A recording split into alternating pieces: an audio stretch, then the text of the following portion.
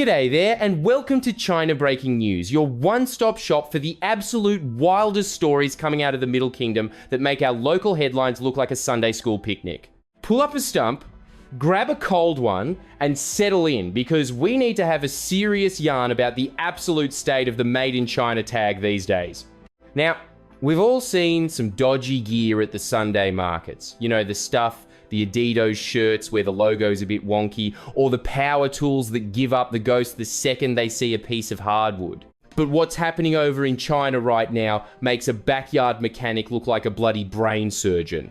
We're talking about a level of commitment to the fake it till you make it lifestyle that would make a used car salesman blush and a politician look like a saint. It's not just a few bad apples, it's a whole orchard of artificial fruit. Take, for instance, the recent footage doing the rounds online that would make any Aussie farmer drop his meat pie in shock. You've got a bloke with a spray can standing over a small white pig, giving it a fresh coat of matte black like he's touching up the bumper on a 98 Holden. Then you see a lady out in the sticks doing the exact same thing, treating a squealing porker like a DIY project from a budget renovation show. Now, you might think they're just prepping the porker for a goth wedding, or maybe a very niche heavy metal music video, but the truth is much more economical. In China, black pork is the premium stuff, the wagyu of the pig world, if you will, and black piglets fetch a much higher price at the market. So instead of going through the rigmarole of breeding the right pigs, these farmers are just reaching for the hair dye and the spray paint. It's Piggy Makeover Extreme Edition, and the profit margins are as thick as the paint they're slapping on. Imagine rocking up to the sale yards in Dubbo and seeing a bloke with a tin of Dulux trying to turn a Merino into a Black Angus. You'd be laughed out of the state, but over there, it's just another Tuesday. But wait, it gets better or worse, depending on how much you value your digestive system and your general will to live. Another vendor was caught red-handed brushing paint onto the fat layers of pork to create that perfect five-flower marbled look that foodies rave about. Suddenly, your budget chop, which was probably 90% gristle and regret, looks like a gourmet cut, and they've doubled the price before the paint is even dry. It's culinary art in the worst possible way. And if you're in the market for a fancy blue-headed duck, don't worry, they've got a spray can for that too. Just a quick spritz of blue on a regular quacker, and presto, you've got yourself a rare bird that costs a fortune. It's not a species, it's a paint job. It's like painting a pigeon gold and trying to sell it as a phoenix. Then there's the stinky tofu. Now, traditionally, this stuff is fermented for ages to get that smells like a bin, tastes like a wind vibe that people over there absolutely love. It's a complex, time-honored process that takes patience and skill. But who has time for tradition when you have a bucket of unidentified black liquid? Some of these dodgy operators just soak fresh tofu in a tub of mystery sludge to get that instant fermented look. It's basically the instant tan of the snack world, but with significantly more risk of a long-term intimate relationship with your toilet. You're not buying flavor, you're buying a one-way ticket to the emergency room. Moving on to the veggie patch, things get even more scientific, and I use that word very loosely. We've seen workers dunking fresh long beans into formaldehyde, yeah, the stuff they use to preserve bodies in the morgue just to keep them looking green for the long haul. It's great if you want your beans to outlive you and your descendants, but not so great for your internal organs. And it's not just the beans. The fruits are copping it too. We're talking hydrogen peroxide baths, ripening hormones, and swelling agents that make a grape look like a cricket ball. Your cucumber isn't just a vegetable anymore, it's a chemistry experiment that would make Marie Curie nervous. Even the chilies get a cosmetic enhancement. They spray them with dye to turn a patchy, sad-looking chili into a vibrant red superstar just to squeeze an extra few cents out of the punters. It's like putting lipstick on a pig, literally and figuratively. It's not just the food that's enhanced though. Sometimes you get a little surprise gift with your meal that you definitely didn't see on the menu. In September 2023, a bloke in Luzhou City found a titanium surgical nail in his bone soup. Not a tiny splinter, mind you, but a proper, heavy-duty orthopedic implant. You'd think the restaurant owner would be horrified, right? Call the cops? Launch an investigation? Nah. The owner just looked at it and said, "Sorry about the hardware, mate. The soup's on the house." No investigation, no how did a piece of a human being end up in the stock pot? Just a free bowl of bone and bolt broth. A few days later, a lady in Foshan found a massive steel bolt in her mooncake. It gives a whole new meaning to getting your daily minerals. You're not just eating dinner, you're scavenging for scrap metal. And if you're thinking of heading out for a nice hot pot, maybe check the pot for residents before you turn up the heat. One diner watched as a small army of roaches scurried out of the pot once it started heating up. They were probably looking for a lifeguard. The restaurant's excuse? Oh, the pot's just been in storage a bit long. Righto. So the cockroaches were just part of the vintage charm, like the dust on a good bottle of red. Then there's the student who found a literal drain cover in her noodles. Not a hair, not a fly, a whole metal drain cover. You gotta wonder how the chef didn't notice the wok was suddenly 5 kilos heavier. Gee, this pad thai is a bit of a workout today, isn't it?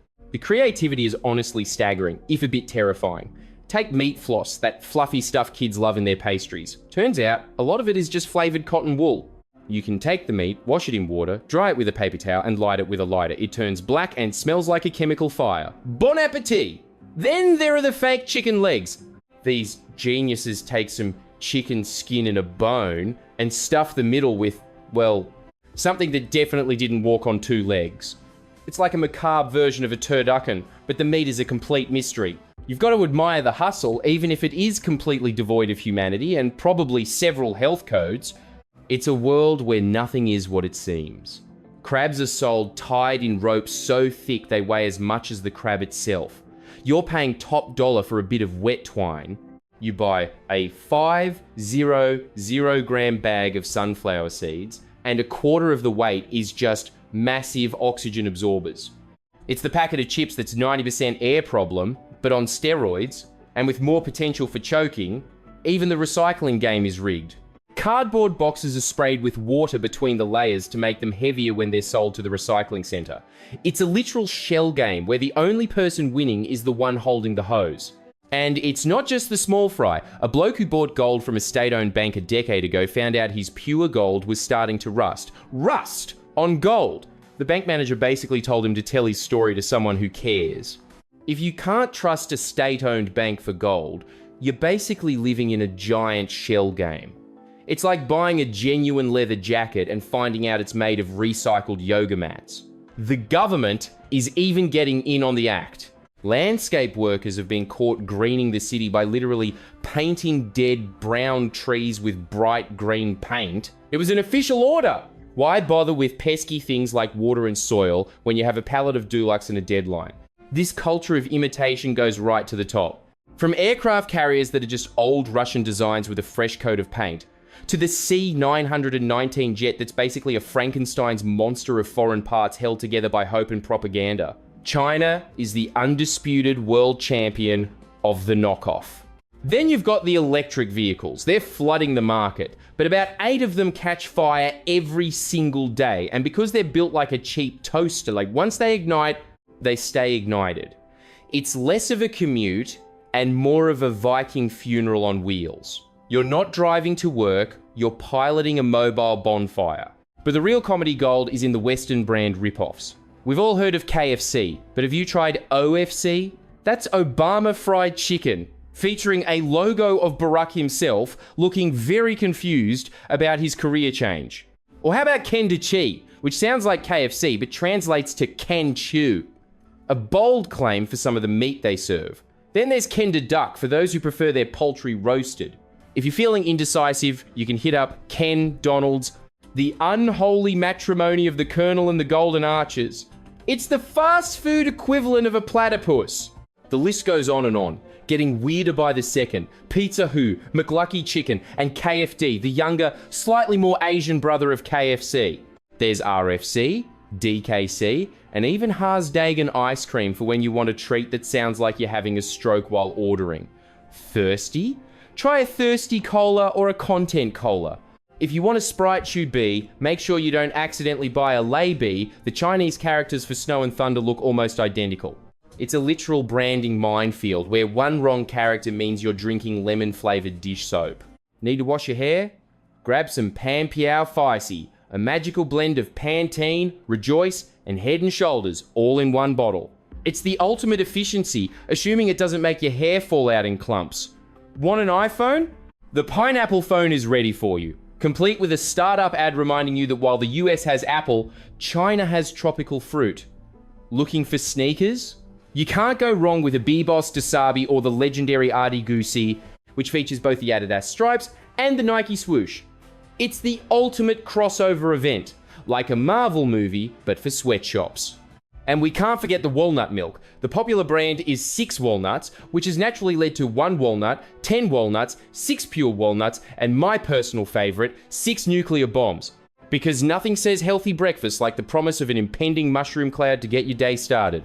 While most of this comes from backyard sheds and desperate individuals, some of these fakers have gone corporate. Dali Foods is basically the Microsoft of copying. They don't invent anything, they just wait for someone else to have a hit and then launch a cheaper version with nearly identical packaging. Pringles becomes Kobiko, and Lot Pie becomes Dalian. It worked so well, the founder became the richest man in his province. But as they say, what goes around comes around. Now Dali is getting ripped off by even smaller companies, and their revenue is tanking. It's a circle of life, but with more lawsuits and significantly less Simba. So, why does this happen? Why is the whole place seemingly built on a foundation of fake pigs and painted ducks? Well, China has a massive rural population that wants the fancy life they see on TV, but doesn't have the fancy budget to go with it. They're happy to buy the Adibos if it means they look the part for a fraction of the cost, but it's more than just being thrifty or wanting to look cool at the local karaoke bar. There's a deeper, more worrying issue here. You see videos of wedding banquets in villages where the guests aren't just eating, they're swarming the tables like it's the end of the world, shoveling food into bags like they haven't eaten in a month. There's footage of elderly villagers looting a seedling vendor, just grabbing what they want and walking off without paying like it's a free-for-all. It's a grab-what-you-can mentality that's been fostered for decades by a system that doesn't exactly reward honesty. When you live in a society where the mob at the top is built on deception, face, and cooking the books, that rot eventually trickles down to the grassroots. When the government fakes the trees to make the city look good for a photo op, why wouldn't the farmer fake the pig to pay his bills? It's a society where mutual trust has been replaced by mutual getting one over on the other bloke. The moral fabric hasn't just frayed, it's been replaced by a cheap, synthetic knockoff that looks okay from a distance but falls apart the second you put it in the wash or try to rely on it in a crisis. So next time you see a bargain that looks a bit too good to be true, or you're tempted by a pineapple phone or some 6 nuclear bombs milk, just remember the poor bloke with the spray can and the pig. It might look like a pig, it might oink like a pig, and it might even smell a bit like a pig, but if you give it a good scrub with some soapy water, you might just find out it's a very confused white sow with a really bad dye job and a lot of explaining to do. Stay safe out there. Keep your wits about you, and for the love of all that's holy, check your mooncakes for bolts before you take a massive bite. You don't want to be the one funding some vendor's next can of matte black spray paint. Catch you later.